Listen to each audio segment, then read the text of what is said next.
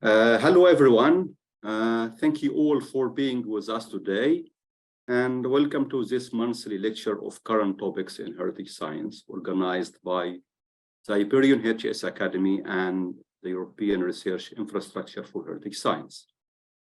My name is Hassan Ebeid, Curie Fellow at University of Ljubljana in Slovenia, and I'm moderating today's lecture. Please use Q&A function to ask questions, which the speaker will answer at the end of the lecture. If you have any technical difficulties, you can contact us using the chat.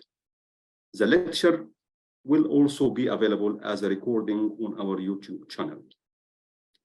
Today's lecture is about the innovation in the study of cultural heritage using fourth generation Synchrotron sources, and it is under the title Sirius, a powerful tool to study ancient materials with synchrotron light.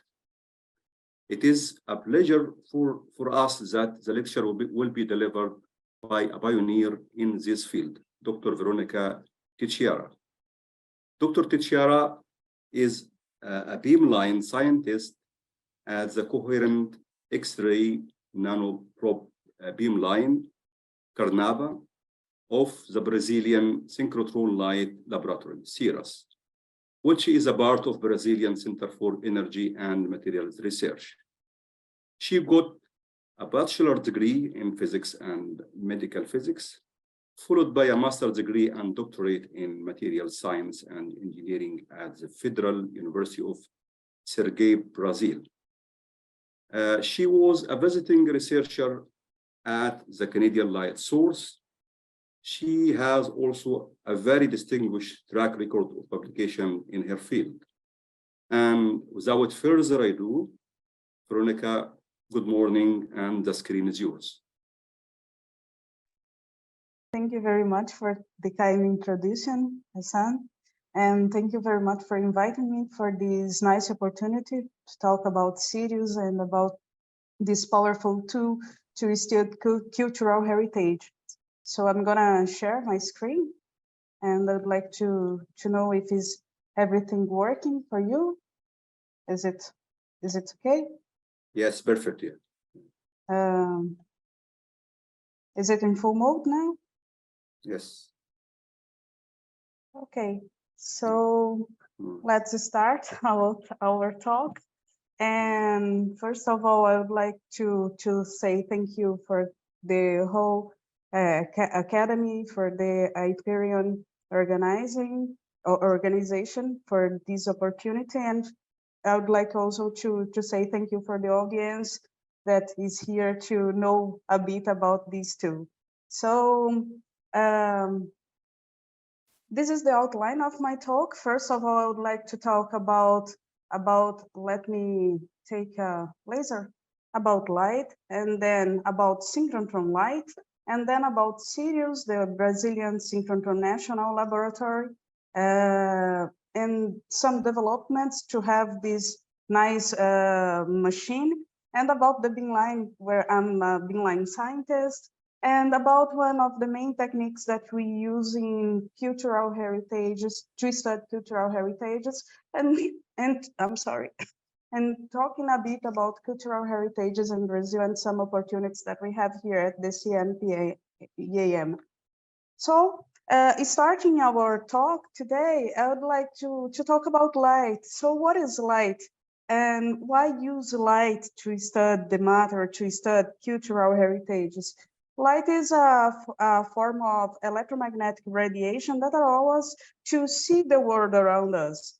With our own eyes, we are able to see several things. We are able to see the life around us, but with lights that our eyes are not able to see, we are able to see other features of matter. So light is quite important to keep the life and to see, to help us to see how the materials, how the matter is, and to understand how the matter is. And it is quite important to know the nature the nature and to know how to handle the nature in favor of us.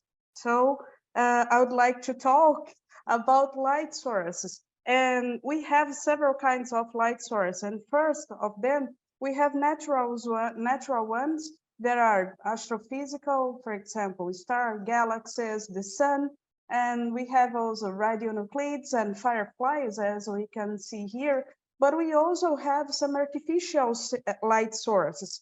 For example, X-ray tubes, cyclotrons, lasers, and synchrotrons. That is the main topic of my talk today, the main topic of our discussion today. So what is synchrotron light? What is this special light?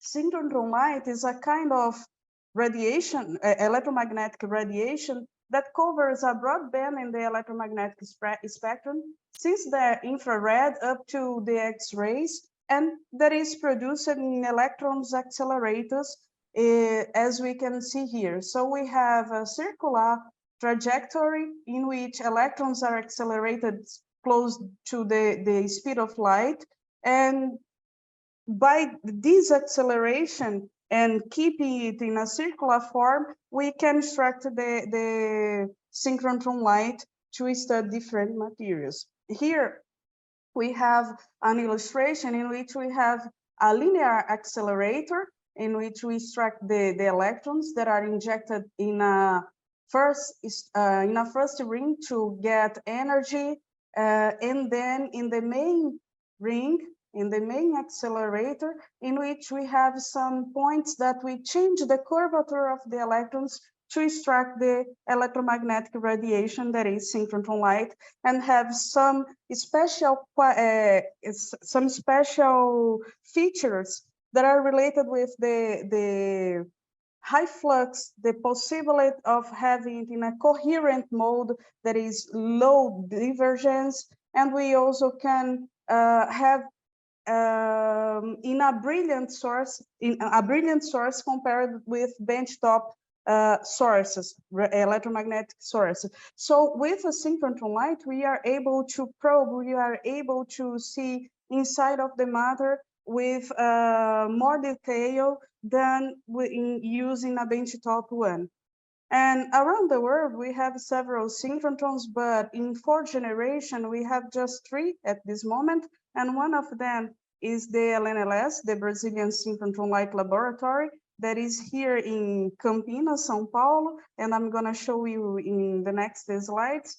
And this special characteristic of having a 4th generation machine allow us to have X-ray nanoprobes to investigate the matter and better comprehension, for example, process that help us to understand conservation, preservation, and drawing new strategies for restoration, for example.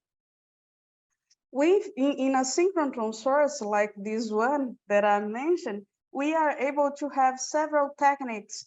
Remember, we have a very large, we have a broadband energy wavelengths that allow us to study several aspects of matter.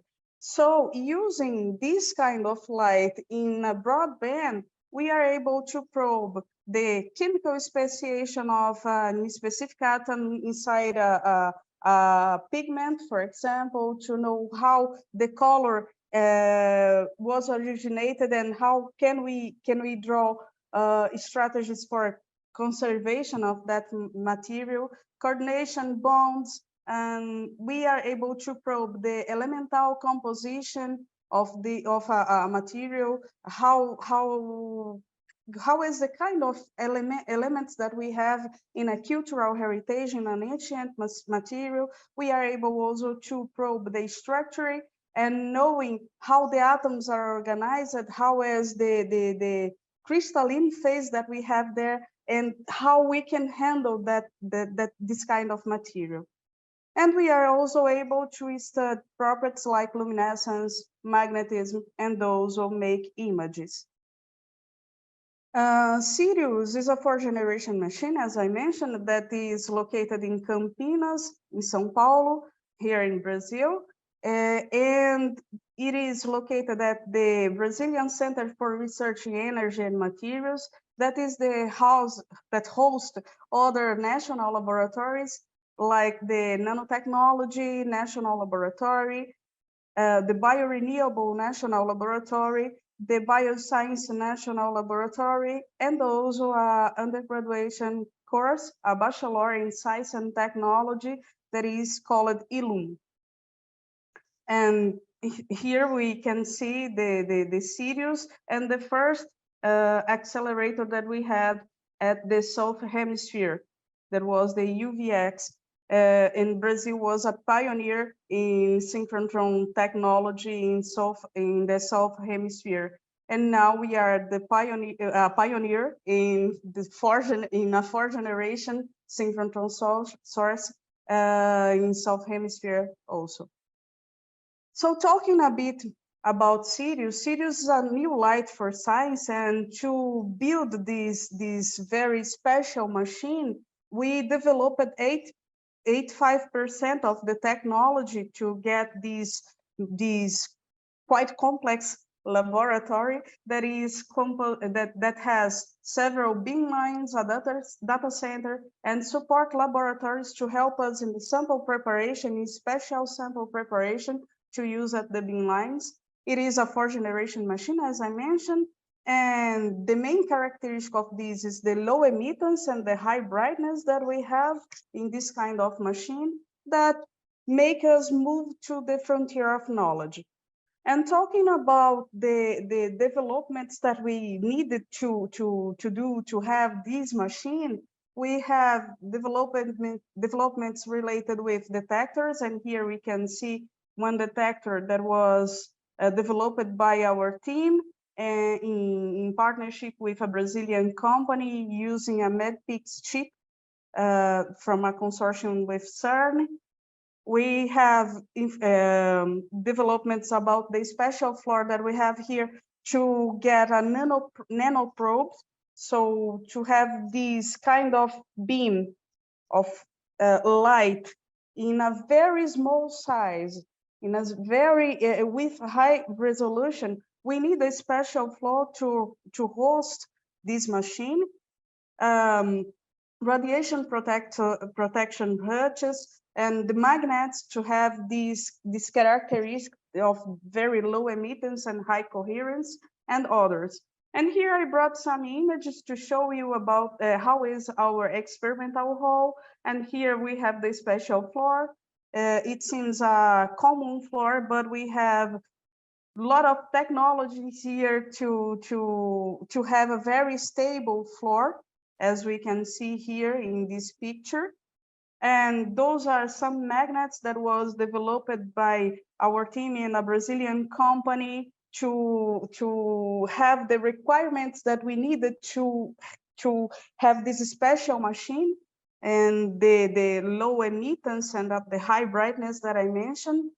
And here we have some parameters of this special machine. So it is a 3 GeV machine, a 3 GeV electron accelerator that's going to work with this current in top-up mode, and that has a very, very low emittance that is associated with the divergence of the beam.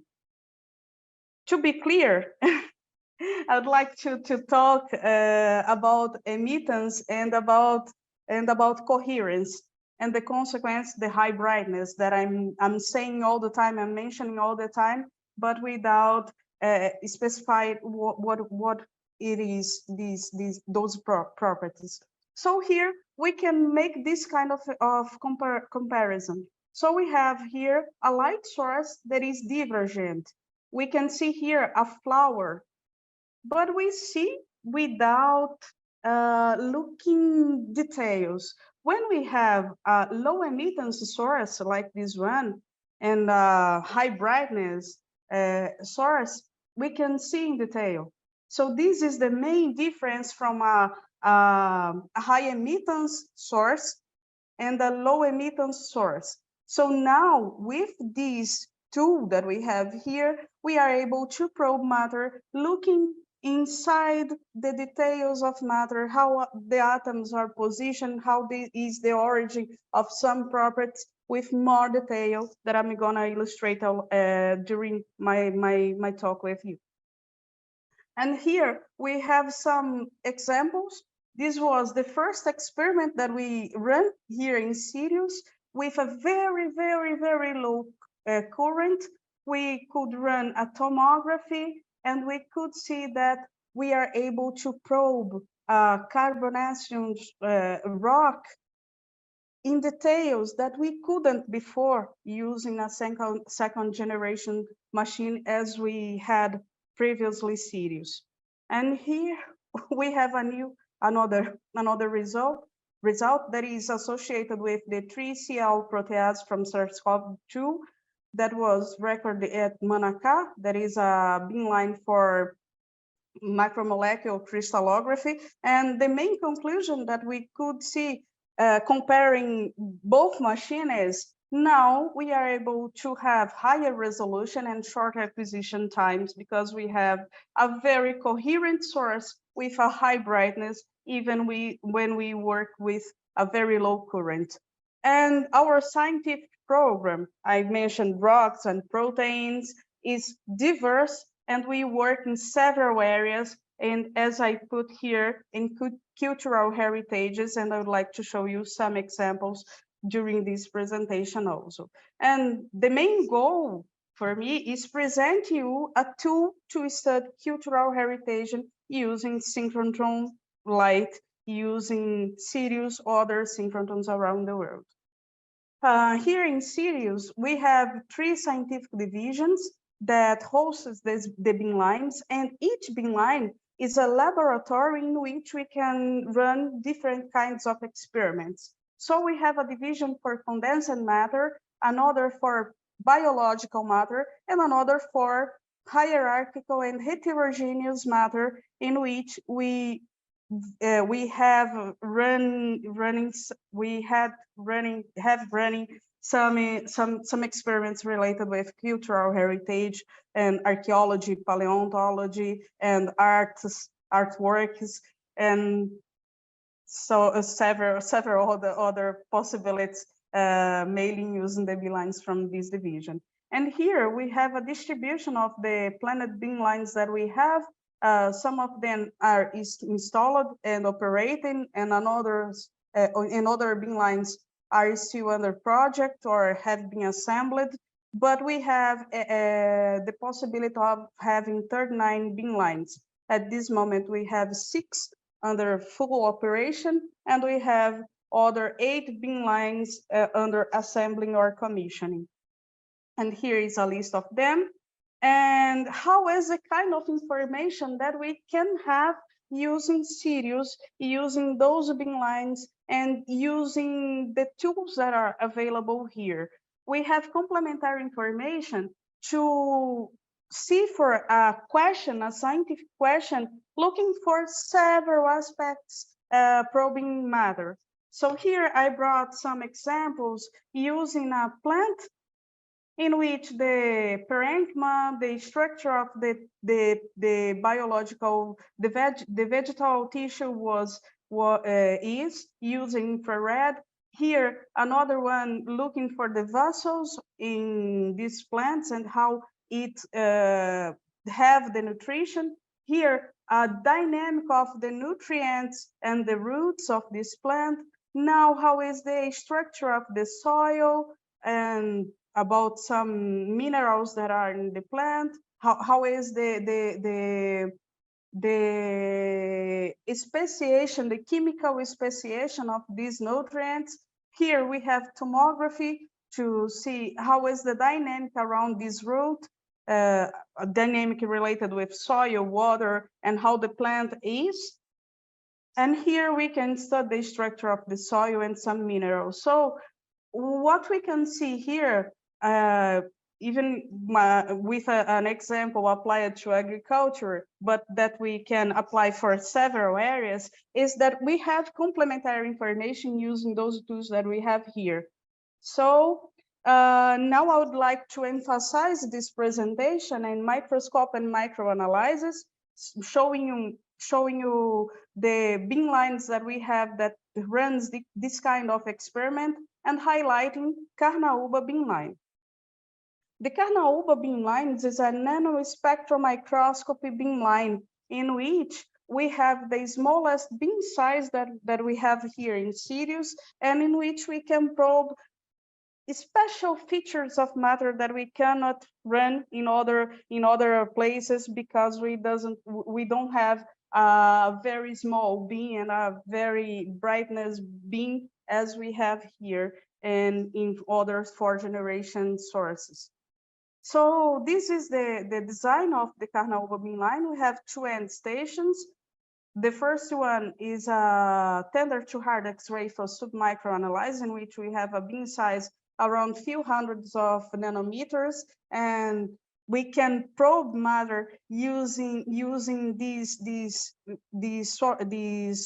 probe with a very high resolution. And the second end station that now is under project and that we intend to start to mounting soon, that we will reach a very, very small beam size, around 30 nanometers.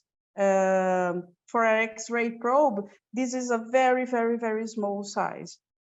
So CARNAUBA covers several elements that I highlighted here, and we have capabilities of study 2D and 3D, 2D and 3D imaging using hyperspectral modes. Those are the parameters of the CARNAUBA beamline I already mentioned. The main point here is mentioned the beam size that we can reach in the beamlines that are related with the resolution. And here we are able to probe the matter using several contrasts.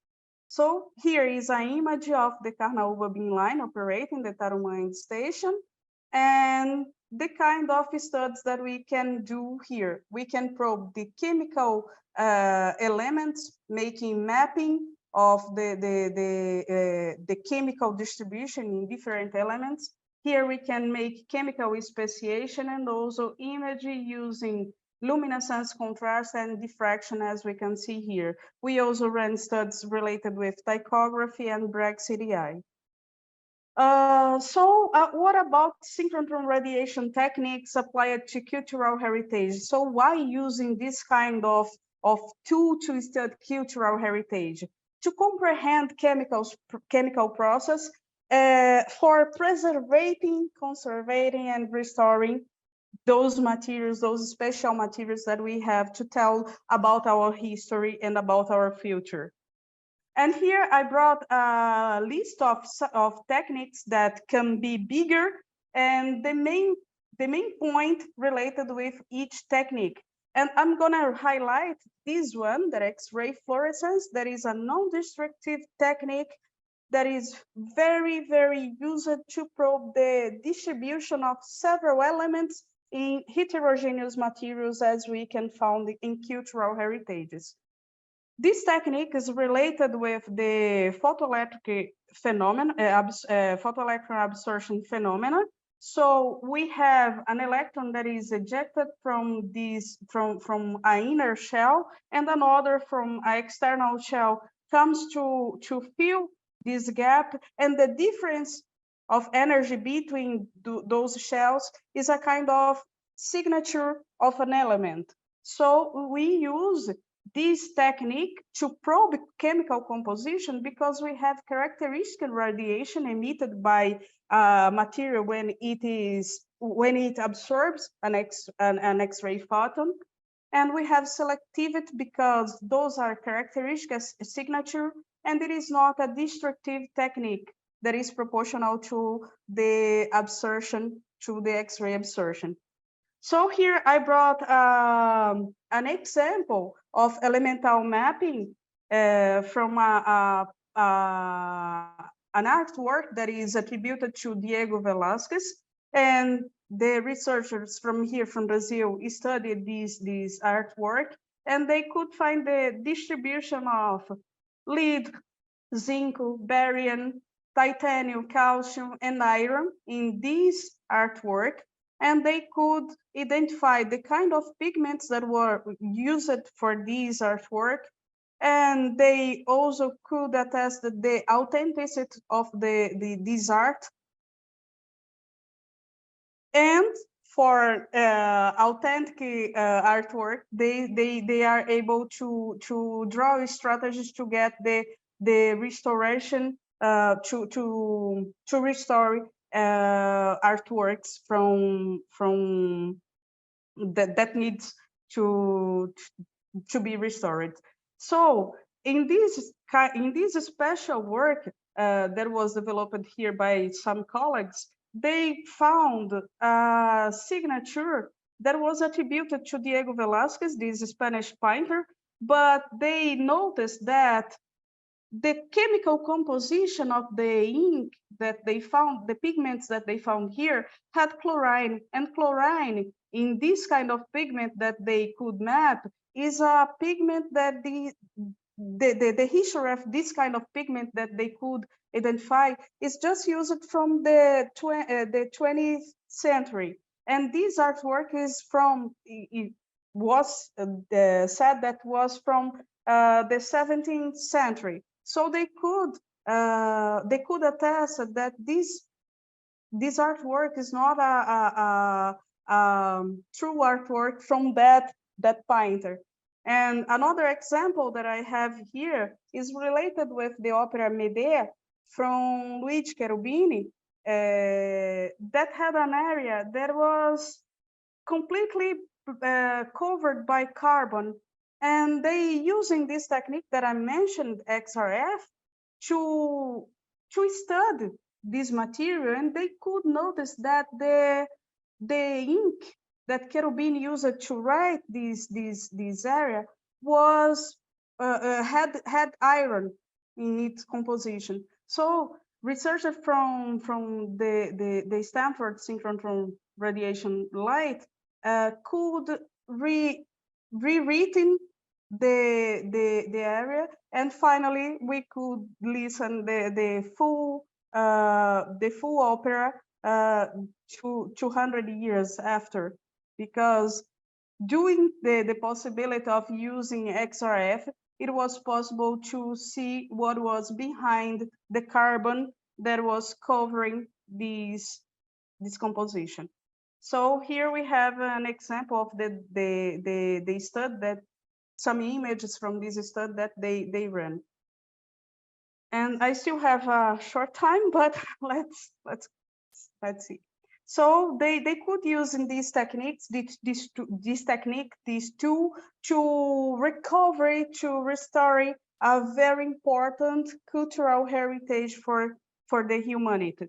So now I would like to talk about cultural and natural heritages in Brazil. Brazil is a country that has 23 registers of cultural heritage, mixing cultural and natural and mixed heritages. And here I brought some examples of Ouro Preto. There is a city from the 17th century, and is a cultural heritage. And Paraty in Rio de Janeiro, there is a mixed heritage that combine cultural and natural heritage. And Fernando de Noronha, there is a natural heritage.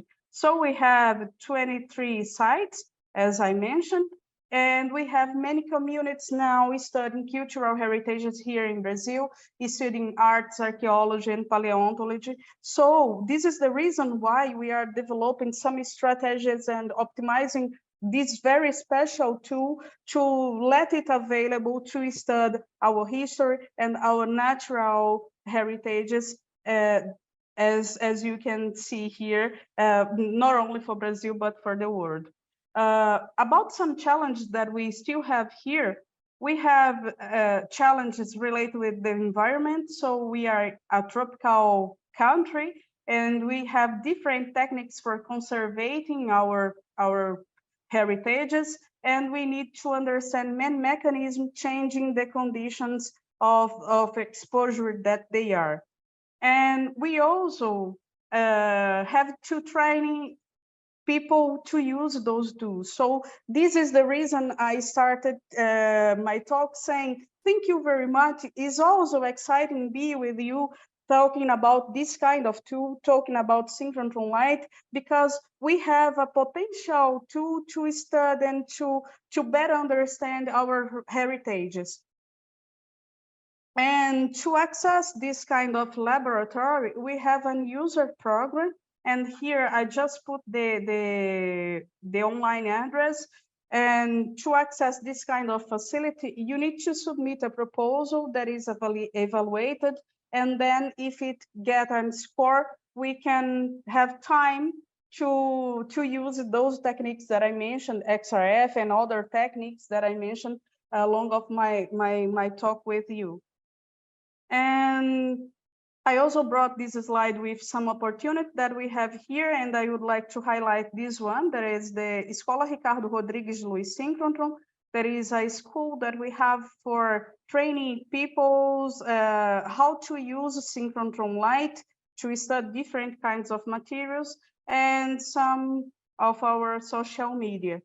And now I would like to close this presentation saying that we have Sirius, that is a 4th-generation machine that now allows us to have high flux and low emittances, so high coherent beam that increase the resolution that we can reach using an X-ray tool to study different kinds of materials. We have now 6 Beamline with regular call for proposal. And at the DMA, the Division of Matter of Hierarchical and Heterogeneous Matter, we have a workflow to study heterogeneous materials, cultural heritage and ancient materials, including X-ray diffraction, X-ray absorption, PDF, zoom tomography, and multi-analytical approaches using tools down to 30 nanometers, as I mentioned, that we can reach at CARNAUBA Beamline. So CARNAUBA Beamline is a state-of-art tool for 2D and 3D hyperspectral imaging using several contrasts, so Xray fluorescence, luminescence, absorption, and also we are able to make coherent imaging using tychography and Bragg CDI. So we have great opportunities for cultural heritage at nanoscale, looking for details of matter in nanoscale using synchrotron light. Here we have some reference, and I would like to say thank you very much for your kind attention, and thank you again, Hassan and all the organizing committee for inviting me and for this nice opportunity to talk about synchrotron source applied to cultural heritages. Thank you very much, Verônica, for this very insightful and interesting presentation. And let us give our audience a few moments to write down their questions.